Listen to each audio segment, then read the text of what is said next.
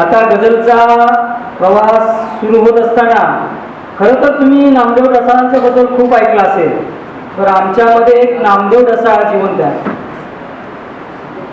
ते भिवंडीवरून आलेले गोड गळ्याचा गझलकार म्हणजे विजयकुमार भोईर. त्यांचे खूप सारे पुस्तकं प्रसिद्ध आहेत. माननीय विजयकुमार भोईर यांना मी इथे बोलवतोय. त्यांनी एक सुंदर अशी गोड गळ्याची गझल सादर करावी. माझ्या आई प्रतिष्ठानचे जे अध्यक्ष आहेत, विविध कवी संमेलन आयोजित करतात, त्यांचे खूप सारी पुस्तकं म्हणजे 4 पुस्तकं प्रकाशित आहेत. अनेक कवी संमेलनाचे अध्यक्ष आहेत. भिवंडीवरून श्यामसाठी येथे आलेले, त्यांच्यासाठी जोरदार टाळ्या होऊन जाऊ द्या. तुम्हाला माहिती आहे त्यांना जाण्यासाठी पुढं रिक्षा मिळणार नाही, तरी ते श्यामच्या प्रेमाखातीर इथे थांबलेले आहेत. विजयकुमार भोईर.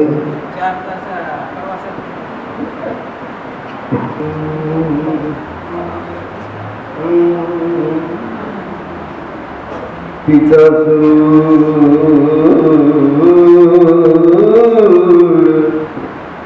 सूर आता असा लागला की ज्यावेळेला एखादा माणूस, एखादी व्यक्ती, एखादा कवी, लेखक बोलत असतो तर तो विचार आपल्याला असं वाटतं की ते आपल्याबद्दलच बोलतात, आपलंच दुःख मांडतात. तशा पद्धतीची एक प्रेमाची कविता.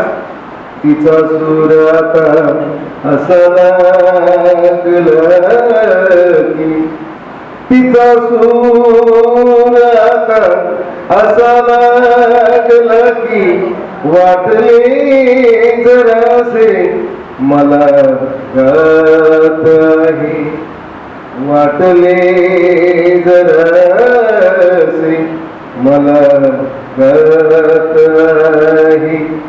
उगा दोष देतो उभ्या आरशाला, उगा दोष देतो उभ्या आरशाला. रीत माणसाची कुठे ज्ञात आहे. आरशाला माणसाची रीत माहिती नाही, रीत माणसाची कुठे ज्ञात आहे. भैरवीत असे गझलेत जेवा, भैरवीत असे गझलेत जेवा. राजसार बेभान का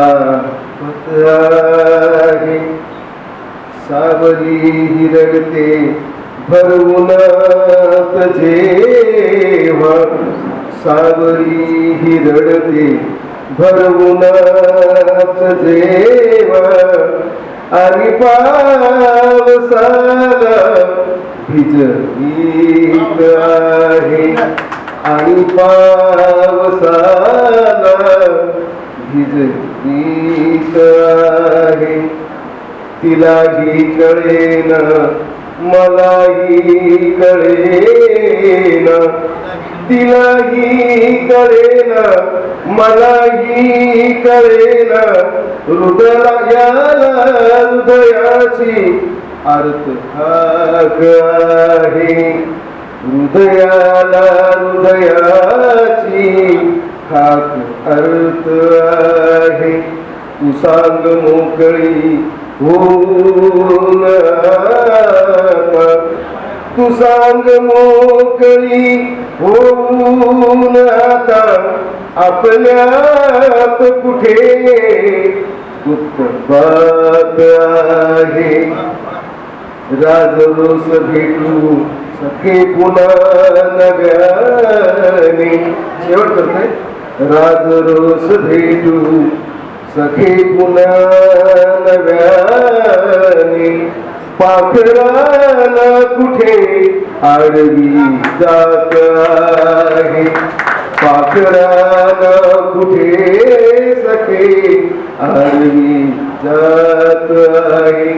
तिचा सूर आता असा लागला की, तिचा सूर आता असा लागला की वाटले जरा ती मला गात आहे.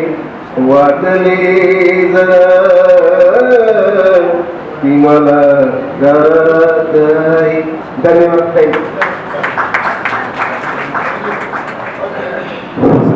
अरे काय सुंदर सर तुमचा आवाज आहे. खूप खूप छान एकदम. मैफिल आता जोरदार झालेली आहे आणि एकशे भरपूर एक आपल्याकडे कवी आहे